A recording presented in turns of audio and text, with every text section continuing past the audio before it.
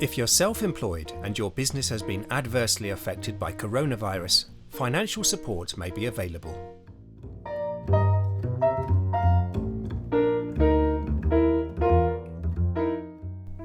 The new Self-Employment Income Support Scheme pays a grant of up to £7,500 to people whose main source of income is from self-employment and whose self-employed profits are no more than £50,000 per year.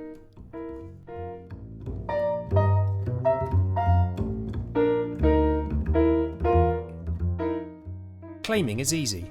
You will just have to answer a few questions. You won't have to provide any figures or do any calculations. HMRC will work out your grant for you. You may also be eligible to claim universal credit alongside the Self-Employment Income Support Scheme.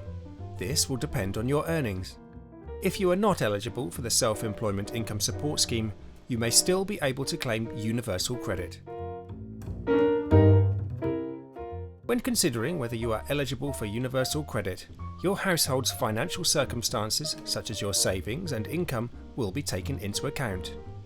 Any income that you receive from the Self-Employment Income Support Scheme will be treated as earnings, and your universal credit payments will be adjusted accordingly. With universal credit, you may also be able to get additional support to help towards the cost of housing or childcare.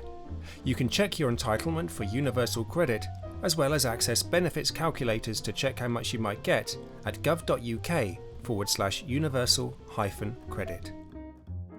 If you're receiving universal credit, then it's important that you let us know about any income you have received each month. This is so your universal credit payment can be processed.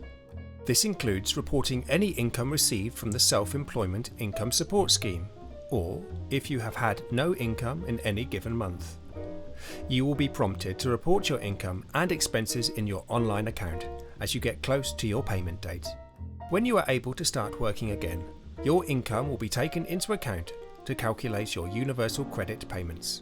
Find out more today.